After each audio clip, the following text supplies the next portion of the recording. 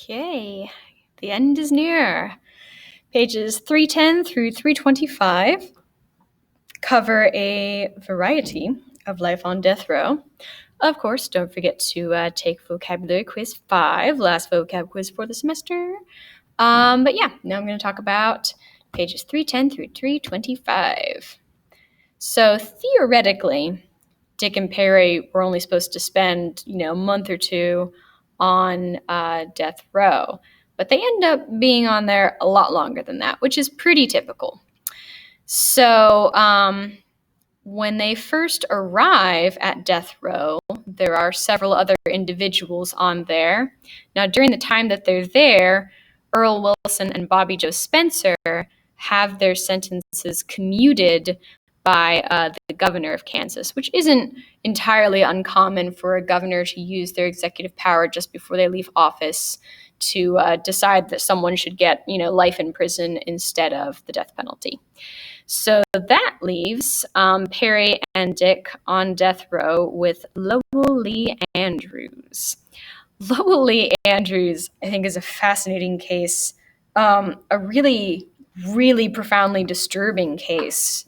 So on page 312, Lowell Lee Andrews, who exhibits really serious personality deficiencies, plans to poison his perfectly nice family because he has fantasies of being a master criminal, and he's decided that killing his family is a good way to get money to do that. So yeah, the only reason he ends up changing his mind is because he's concerned the poison might be detected in an autopsy, so he decides to shoot him instead.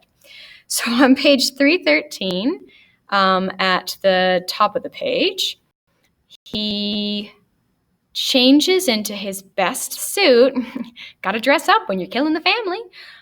He gets his guns ready and shoots his family immediately. No prelude, no conversation, just bam, bam, bam. Kills his sister instantly. His mother and his father both absorb quite a few bullets. And then he starts to set up his alibi.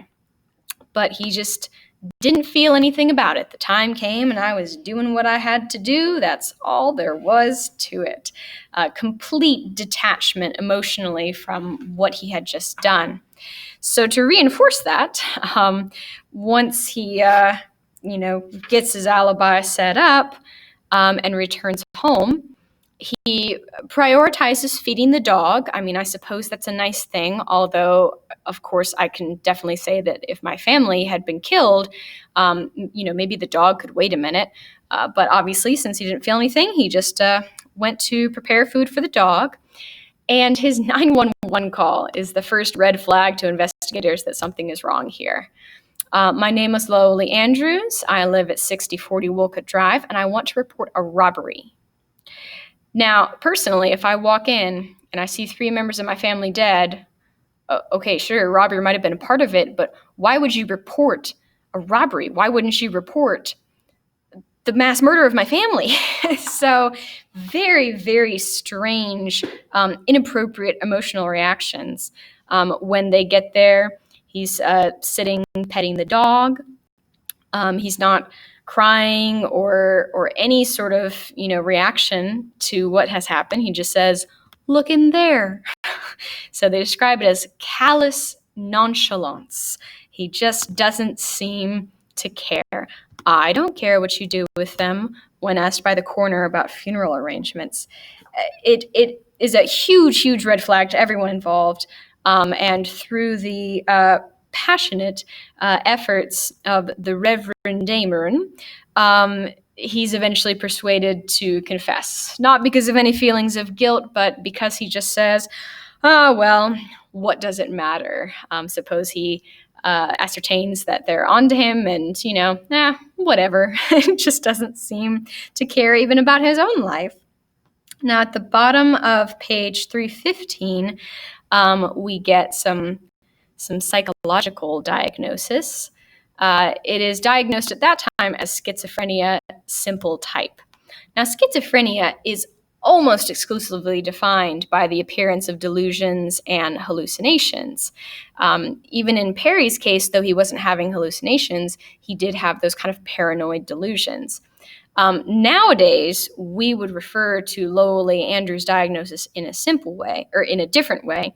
The illness of separation of thinking from feeling. We would refer to that as antisocial personality disorder, also known as sociopathy. So Lowell Andrews is like textbook sociopath, has absolutely no emotions about anything, just complete dissociation from his actions. They say that it seemed to him just as right to kill his mother as to kill an animal or a fly. The absolute devaluing of life is startling. So this case provides an opportunity to challenge the rule that kind of did Dick and Perry in, the Monotone rule, and they wanted to replace it with the Durham rule. So the Durham rule states that a person is not criminally responsible. They cannot be put in prison. They could be put in a psychiatric institution, but they could not be put in prison if their unlawful act is the product of mental disease or mental defect. And Lowell Andrews is certainly mentally defective. He is emotionally defective. So, doesn't end up working out, and that's how Lowell Andrews ends up on death row. So when Perry and Dick make their way onto death row, Lowell Andrews ends up being one of the only people they have to chat with, and they don't have much to do during their day except, sit around, talk, read, very few activities on death row. Now, one thing that's interesting is that Perry takes a intense dislike to Lowell Andrews. Lowell Andrews is what Perry has always wanted to be, educated. When Perry says something incorrect and Lowell Andrews corrects him, that just cuts to Perry's soul. I mean, he's the one who's usually correcting other people, saying, oh, well, it's those walls, not them walls, Dick, come on.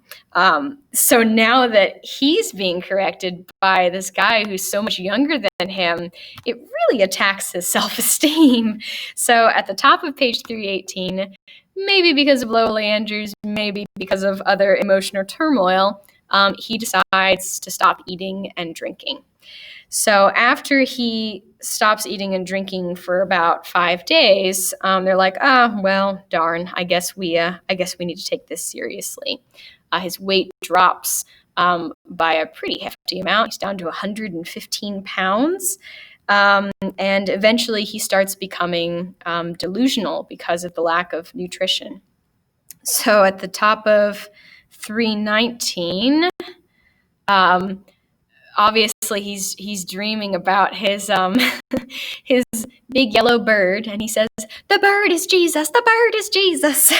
So in many ways, the bird is kind of a savior figure for him. So I suppose it does make some sense, but he's ranting and raving at this point. And I think this dream is also very interesting, where he is finally, the amazing Las Vegas performer that he probably wanted to be at some point in his life, but the only people he is performing for are the dead. And he realizes he's standing on top of a scaffold and he's about to be hung. And the victims of the death penalty in front of him, of course, mostly men and mostly Negroes, are there to watch him die instead of perform. So very reflective of Perry's dreams and fears at this point. Now, the thing that finally kind of snaps him out of it, ironically, is his father.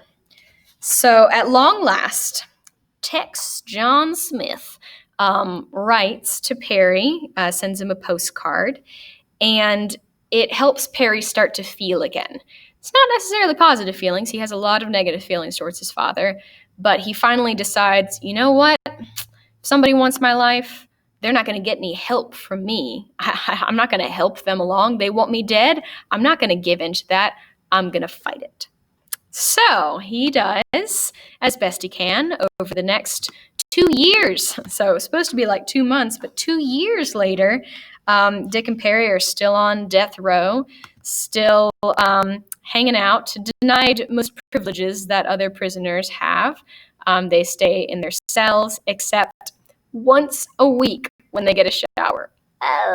So they wear the same clothes, sit in their own sweat for a week because, of course, there's no temperature control in here. It's very cold in the winter and very, very hot in the summer. So there's not too much to do in there, aside from listen to the distressed prisoners in solitary confinement. You can read books. Lowly Andrews likes to read lots and lots of books. Dick likes to read books too, but mostly about sex and law literature. Dick has become obsessed with trying to get attention about their case. At the top of 322, he says their case is a travesty of due process and that someone needs to try and defend them. So the other interesting thing that happens near the end of this section is we have some new residents on the row. George Ronald York and James Douglas Latham. This criminal pairing, this criminal duo, we see a lot of similarities to Dick and Perry.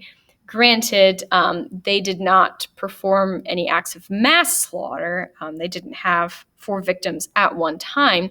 But if you look at their backgrounds and the dynamic between the two of them, we see some similarities. So the Yorks lived a very pleasant, comfortable home life. Ronnie was well loved.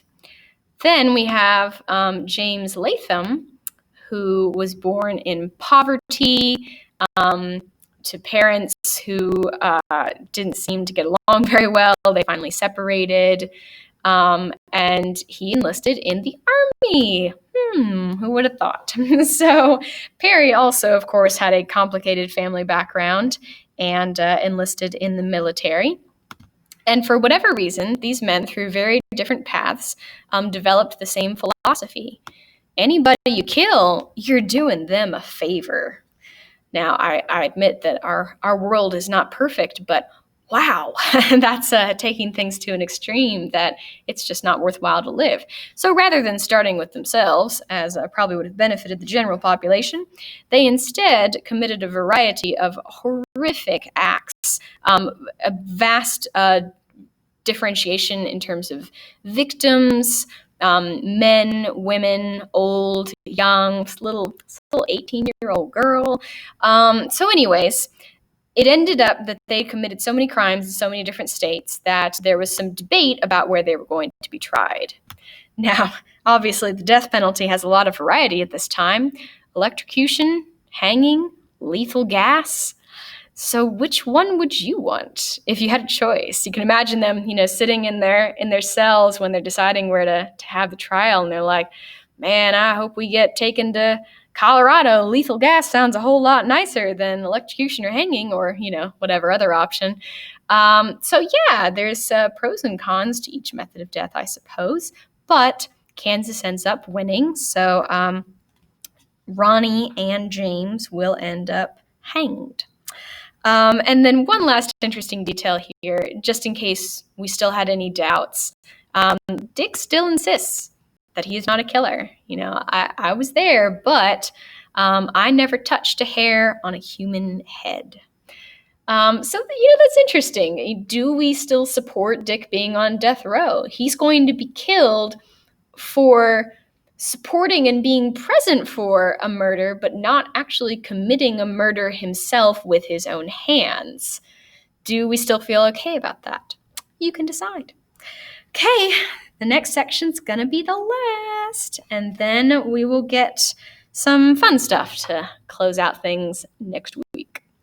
That's all.